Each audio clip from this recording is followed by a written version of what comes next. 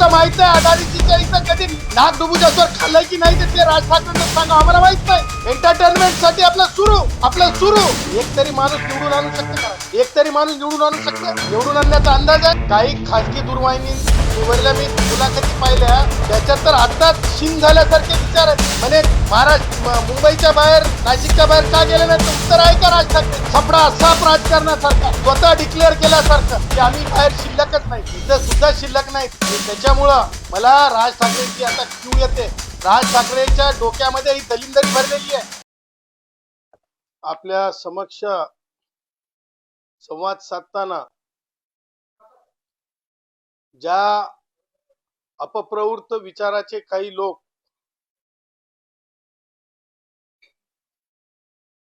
बॉम्बे, मुंबई नगरी किंवा महाराष्ट्र डिस्टर्ब करण्याच्या हेतूने काही वक्तव्य करत आहेत, अशा अपप्रवृत्तांना सुज्ञ आणि जिम्मेदार नागरिक म्हणून त्यांना सुनावली पाहिजे, त्यांच्या कांटाळ्या उघडल्या पाहिजेत. आणि दोन अपप्रवृत्त भाषा बोलणारे, एक राज ठाकरे आणि दोन असदुद्दीन ओवैसी. मला हे समजत नाही,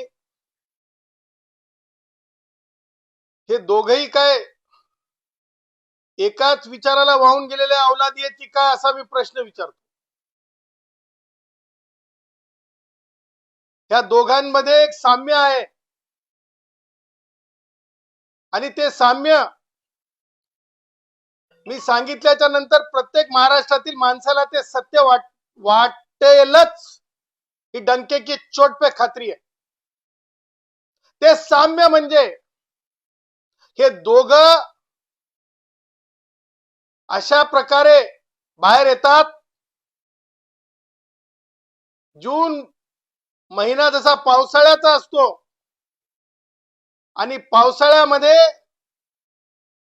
शेतकरी, कष्टकरी, शेतमजूर, चिखला मातीच्या घराच्या आजूबाजूचे मळ्यामध्ये राबणारे, ह्या सगळ्यांना एक आवाज येत असतो पावसाळ्यामध्ये डुर डुर डुर डुर डुर डुर असा आवाज येत असतो. ड्राव ड्राव ड्राव ड्राव डुर डुर आवाज येत असतो. तो भेंडकोळ्यांचा आवाज असतो. जशी एक श्वानाची भाषा आहे, म्हणजे त्याला अलीकडच्या काळात कुत्र्याची भाषा म्हणतात. जशी एक वानराची भाषा आहे, तशीच भेंडकोळीची भाषा आहे, भेंडकोळ्यांची भाषा आहे. Draw draw draw draw draw. त्याच प्रकारे निवडणुका आल्या की आपल्या ह्या दोन भेंडकोळ्याच्या आवाजासारखे दोन आवाज येतात. एका बाजूला आवाज येते असदुद्दीन ओवैसीचा, सीजनल, बरोबर, जयश्री पाटील बरोबर सांगतात. तर दुसऱ्या बाजूला येते राज ठाकरेचा. आता या दोघांची निंदा करावी तेवढी कमी आहे. आता विचाराचीच नालस्ती असेल तर त्यांच्या समोर बोलण्यापेक्षा त्यांना सुनावलेलं बरं. आणि त्यांना सुनावत असताना मला हे म्हणायचं आहे, राज ठाकरे ज्या प्रकारे अश्लील भाष्य माजलेत वगैरे शिट्ट्या वाजवून घेण्यासाठी, तसं तर आमची म्हणजे या महाराष्ट्राची संस्कृती आहे. हरिभाऊ अनविलकरांचा फड जेव्हा लागतो त्यावेळेस पिर्र शिट्ट्या वाजतात, हे आवाज होतय. आमची लाडकी नृत्यांगना महाराष्ट्राची गौतमी पाटील, तिच्या नृत्यावर सुद्धा तरुणाई शिट्या मारते, आनंद व्यक्त करते. तसा हा राज ठाकरे हा जेव्हा व्यक्त होतो तेव्हा सुद्धा लोकांना शिट्याच मारल्यासारखं वाजवायसारखं वाटतंय. एक वेगळंच एंटरटेनमेंट आहे. मला हे समजत नाही की माझ सारखे शब्द बोलणाऱ्या राज ठाकरेंना जे समर्थन करतात ते काय बिळात जाऊन बसलेत का? ते काय बिळात जाऊन बसलेत का? हे वक्तव्य चालतंय का लोकतंत्रामध्ये? ही भाषा आहे का लोकतंत्रातली? मला राज ठाकरेंना विचारायचंय. मला असं वाटतंय राज ठाकरे आणि उद्धव ठाकरेची दुपटी नाही आहे. हे कारण आहे राज ठाकरेवर बोलण्याचं. कारण राज ठाकरे सारख्याच अपप्रवृत्त विचारानं मुंबईला आर्थिक राजधानी पासून दूर दूर नेण्याचे प्रयत्न होत असतात. हेच ते विचार आहेत. आणि तुम्हाला सांगतो ह्याच त्या विचारामुळं मुंबई मधले अनेक आर्थिक व्यवसाय, मोठे व्यवसाय ज्याच्यामुळे कष्टकऱ्यांना हाताला काम मिळतो, असे व्यवसाय जे आहेत दूर जात आहेत, दूर गेले आहेत. आणि हा दूर घालू पाहणाऱ्या ही लोक आहेत. मला सांगा, उद्योजकांनी उद्योग वाढवले तर काय कुठं ते राज ठाकरेच्या काय बंगल्याचं नाव आहे? तिथं ते काय राज ठाकरेच्या घरी काय परवानगीला पाठवायचं का नवीन उद्योग निघालाय म्हणून? ते काय ब्रिज होय का? हे पूल सुरू झाला की बोलायचं, ते पूल सुरू झाला की बोलायचं, टोल सुरू झाला की बोलायचं. कोणते अधिकार आहेत? म्हणजे राज ठाकरे काय अथॉरिटी झालाय का? राज ठाकरेला मर्यादा आहे. कारण मर्यादेचं उल्लंघन करू नये. तिथं नाक बुडू द्यासवर फोटो काढता तेव्हा अदानीजी चालतात. कारण व्यवसाय टिकला पाहिजे मुंबईत, उद्योग टिकला पाहिजे, पोर्ट चालले पाहिजेत. अरे एक अभिमान असला पाहिजे. काही मतांतर असू शकतात, पण एवढे एक्स्ट्रीम का बाबा? फोटो काढले फॅमिली शूट साठी, अदानीजींचे फोटो चालतात. परंतु आम्हाला तर माहित नाही अदानीजीच्या इथं कधी नाक डुबूच्या स्वर खाल्लंय की नाही, ते राज ठाकरेंना सांगा, आम्हाला माहित नाही. एंटरटेनमेंट साठी आपलं सुरू एक तरी माणूस निवडून आणू शकते का राज ठाकरे? एक तरी माणूस निवडून आणू शकते? निवडून आणण्याचा अंदाज आहे? काही खासगी दूरवाहिनीवरल्या मी मुलाखती पाहिल्या, त्याच्यात तर आताच शिन झाल्यासारखे विचार आहेत. म्हणे महाराष्ट्र मुंबईच्या बाहेर, नाशिकच्या बाहेर का गेले नाही? तर उत्तर आहे का राज ठाकरेचे? सपडा साप राजकारणासारखा, स्वतः डिक्लेअर केल्यासारखं की आम्ही बाहेर शिल्लकच नाहीत, इथं सुद्धा शिल्लक नाहीत. आणि त्याच्यामुळं मला राज ठाकरेंची आता क्यू येते. राज ठाकरेच्या डोक्यामध्ये ही दलिंदरी भरलेली आहे. आणि म्हणून मला राज ठाकरे यांचे समर्थन करणारे, राज ठाकरेच्या कालच्या शिवराळ भाषणाच्या नंतर, राज ठाकरे स्वतःला ठेकेदार समजताय ना संस्कृतीचा, पर्यावरणाचा. काल किती डेसिमल होता स्पीकर? किती डेसिमल होता काल स्पीकर? मग ते पोल्युशन मध्ये येत नाही का? साधू ग्राम मधले वृक्ष आणि ते रिप्लांटेशन असेल तर ते लाकूड तोड्यापर्यंत आपण करायचं. आपण खाजलं तर ती खरूज नाही, ते आपण खाजवलं की ती खरूज नाही. इतराचं खाजवल्यासारखं दिसलं तरी ती खरूज आहे. हे राज ठाकरेचं वर्तन अयोग्य आहे आणि त्याचं समर्थन करणाऱ्यांनी याचं उत्तर द्यावं असं माझं मत आहे. दुसरं, ज्या प्रकारे अण्णा मलाईंच्या बाबतीमध्ये ते खासदार आहेत, लोकतंत्रामध्ये आमच्यासारखी सामान्य माणसं जी हिंदू राष्ट्र भारत हमारा मानतात, त्यांनी निवडून दिलेले खासदार आहेत. आणि अशा पार्लमेंटरियनच्या बाबतीमध्ये कोणी पार्लमेंटरियन मत व्यक्त करण्यासाठी निवडणुकीत डेमोक्रेसीमध्ये येण्याचा अधिकार नाही का? हेच का ठेकेदार आहेत का बोलण्याचे? आणि अण्णा मलाईंच्या बाबतीत सन्माननीय खासदार अण्णा मलाई यांच्या बाबतीमध्ये ज्या प्रकारे राज ठाकरेंनी वक्तव्य केलं, ज्या प्रकारे भडव्या म्हणले, शिवराळ भाषेत बोलले Raj Thackeray, shameful, shameful Raj Thackeray, shameful. You are worst in this city. You are worst in this city. You are worst in this city. या शहराच्या विचाराला कलंकित भाषा ही राज ठाकरे. म्हणे उठाव बजाव पुंगी, उठाव काय बजाव पुंगी भगाव लुंगी. हे ही संविधानाची भाषा आहे का रे? हा, ठेकेदार आहेस ना, उत्तर दे ना. उत्तर द्यावं लागेल. तू जर उत्तर देणार नशील तर काय देशील तुझं उत्तर घेऊ? तुला काय वाटलं? डोक्यात वारं गेलाय. आणि म्हणून अण्णा मलईंच्या बाबतीत मला सांगायचंय, अण्णा या बंबई है, या मुंबई है, तुमको आने से, अपनी बात रखने से किसका बाप भी रोक नहीं सकता. आणि त्याच्या पुढे म्हणतो, तू रोक सके तो रोक ले राज ठाकरे, तू रोक सके तो रोक ले. अरे तू क्या रोकेगा? तू क्या रोकेगा? अरे भैया, करने से रोका नहीं जाता, खाली धुआं निकल जाता है. हर धुए का वो कोई मतलब नहीं होता है. आणि त्याच्यामुळे राज ठाकरे तो तमिल भाई को यहाँ बंबई में आने से रोक नहीं सकता. तू मेरे उत्तर भारतीय भाई को यहाँ के अपने विचार रखने से रोक नहीं सकता. तू गुजराती भाई को यहाँ आने से रोक नहीं सकता. तू हिंदू भाई को यहाँ पे महापौर बनने से, मेयर बनने से रोक नहीं सकता.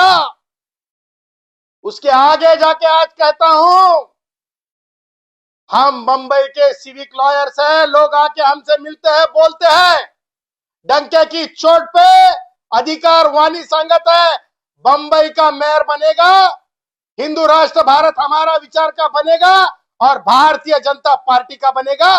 भारतीय जनता पार्टी का बनेगा. ये डंके की चोट पे हम कहते हैं. मला राज ठाकरे ही डुबती नैयामध्ये आहेत हे मला पुन्हा एकदा आवर्जून सांगायचं आहे. आणि राज ठाकरेची ही अशा प्रकारची नालायक भाषा ही राज ठाकरेने थांबवावी. राज ठाकरेची नालायक भाषा आहे, निंदा करावी तेवढी कमी भाषा आहे. भडव्यासारख्या शब्द वापरणं, माज आल्यासारखे शब्द वापरणं हे निंदाजनक नसून हे ऑफेन्सिव्ह आहेत. मी सोशल मीडिया पाहणाऱ्या, अटेंड करणाऱ्या सायबर सेलला, सोशल मीडिया पाहणाऱ्या सायबर सेलला मुंबई महानगरातील मी आव्हान करत आहे की माननीय सर्वोच्च न्यायालयाने शहानीच्या खटल्यामध्ये ज्या प्रकारे निर्देश दिलेले आहेत हे डिस्क्रिमिनेटिव्ह आहे. दोन राजभाषांमध्ये भाषेच्या आधारे आणि प्रांतीय वाद निर्माण करणे अशा प्रकारचं राज ठाकरेचं वर्तन आहे. आणि त्यामुळे राज ठाकरेवर गंभीर स्वरूपाचा गुन्हा होतो आणि राज ठाकरेला या प्रकरणामध्ये गुन्हा दाखल झाला पाहिजे. राज ठाकरेला कायदा समजला पाहिजे. राज ठाकरे खासदार होण्याला एक कद लागत असते, एक महंती लागत असते, एक अवकात लागत असते, जनाधार लागत असतो. राज ठाकरे गिन के बताओ तुम्हारी औकात क्या है? राजनैतिक औकात क्या है तुम्हारी? बताइए, तुम कितने वोट पा रहे हो? तुम्हारी औकात क्या है राज ठाकरे? तुम कितने वोट पा सकते हो? कितने नुमाइंदे तुम चुन के ला सकते हो? राज ठाकरे बताओ, कितने नुमाइंदे तुमने खड़े किए हैं वो बताओ. त्यामुळं राज ठाकरे हे घरघर शेवटचा श्वास आहे, राजकीय श्वास आहे, घरघर आहे. आणि म्हणून राज ठाकरेची आम्ही निंदा करत आहोत. आता दुसरे ग्रस्त आहेत. दुसऱ्या ग्रस्ताच्या बाबतीत बोलताना मला दोन बाबी तुम्हाला सांगायच्यात. दुसरे ग्रस्त आहेत असदुद्दीन ओवैसी. अरे असदुद्दीन ओवैसी, एक बात ध्यान रख,